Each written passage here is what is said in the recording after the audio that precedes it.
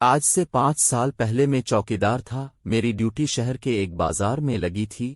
میں رات 8 سے صبح 8 تک ڈیوٹی کرتا تھا۔ ایک رات ایسا واقعہ ہوا جس کی وجہ سے میں نے نوکری چھوڑی۔ جنوری کے آخری ایام چل رہے تھے۔ رات 2 بجے کا وقت تھا تو مجھے تھوڑی سی اونگ آ گئی۔ 2:30 بجے کے قریب میری آنکھ کسی گاڑی کی آواز سے کھلی۔ میں نے دیکھا کہ ایک پرانے ماڈل کی گاڑی دور سے آ رہی ہے۔ میں چپ نہ ہو کر بندوق سنبھال کر بیٹھ گیا۔ گاڑی میرے قریب سے گزری تو میں نے گاڑی اور گاڑی والے کا جائزہ لیا۔ ایک آدمی ہیٹ اور کوٹ پہنے ہوئے تھا اور ڈرائیونگ کر رہا تھا۔ ہیٹ کا اگلا حصہ کافی نیچے تھا، اس کی آنکھیں نظر نہیں آ رہی تھیں۔ گاڑی میں کوئی اور فرد سوار نہیں تھا۔ تھوڑی دور جا کر اس آدمی نے گاڑی روک دی۔ وہ گاڑی سے اترا اور میری طرف دیکھ کر انگلی سے مجھے اپنے قریب آنے کا اشارہ کیا۔ جب میں اس کے قریب گیا تو اچانک اس آدمی کا قد بلند ہونا شروع ہو گیا اور چند سیکنڈ کے اندر اس آدمی کا قد اتنا بڑھ گیا کہ دکانوں کی چھتوں سے بھی کئی فٹ اوپر چلا گیا، اور پھر اچانک اس آدمی نے میری طرف گردن موڑی۔ خوف کے مارے گھگی بندھ گئی تھی۔ ایسے لگتا تھا جیسے ابھی میری موت واقع ہو جائے گی۔ میرے ہاتھ پیر ٹھنڈے برف ہو گئے تھے۔ اس نے میری طرف دیکھا، اس کی آنکھیں چونے کی طرح سفید تھیں۔ میں نے زوردار چیخ ماری اور جلدی سے ساتھ والی گلی میں گھس گیا۔ اس نے میری کندھے کی طرف اپنا ہاتھ بڑھایا۔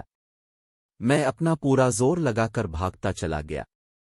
پیچھے سے ایسی آوازیں آ رہی تھیں جیسے کوئی خونخوار جانور غرا رہا ہو۔ ایک دفعہ آواز آئی، تمہاری پیسے گر گئے ہیں، آؤ یہ لے لو اور پھر چلے جاؤ۔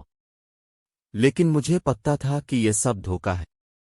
وہ شیطانی مخلوق مجھے اپنے شکنجے میں جکڑنا چاہتی ہے۔ میں گلیوں میں بھاگتا رہا۔ آخر کچھ منٹ بعد اپنے گھر کے دروازے پر تھا۔ میں نے آدیر الفادیر دروازے کو پیٹا، ساتھ ساتھ بچاؤ بچاؤ کی آواز بھی لگائی۔ میرے ذہن میں تھا کہ اگر وہ شیطانی مخلوق میرے پیچھے آ بھی گئی تو بہت سے لوگوں کو دیکھ کر بھاگ جائے گی۔ میری کوشش رائے نون غون نہیں گئی۔ محلے کے کئی افراد میرا شور سن کر دروازہ کھول کر گلی میں آ گئے۔ میری بیوی نے جلد ہی دروازہ کھول دیا۔ میں بے دم ہو کر اندر گر پڑا۔ محلے داروں نے مجھے الفاٹے کر کمرے میں بستر تک پہنچایا۔ میں دیوانہ وار بول رہا تھا، گھر کا دروازہ بند کرو، جلدی کرو، جلدی کرو۔ جلدی سے گھر کا دروازہ بند کر دیا گیا۔ فرید چچا نے میرے لیے چائے بنوائی۔ مجھے لحاف اوڑا گیا۔ لحاف میں بیٹھ کر میں نے گرم گرم چائے پی تو اوسان بحال ہوئے۔ آخر میں نے تمام لوگوں کو اپنے ساتھ پیش آنے والا واقعہ سنایا۔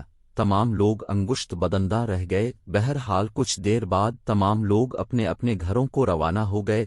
میں نے شکر انی کے 2 نوافل ادا کیے اور سو گیا۔ اس واقعے کے بعد میں نے چوکیدار کی نوکری چھوڑ دی۔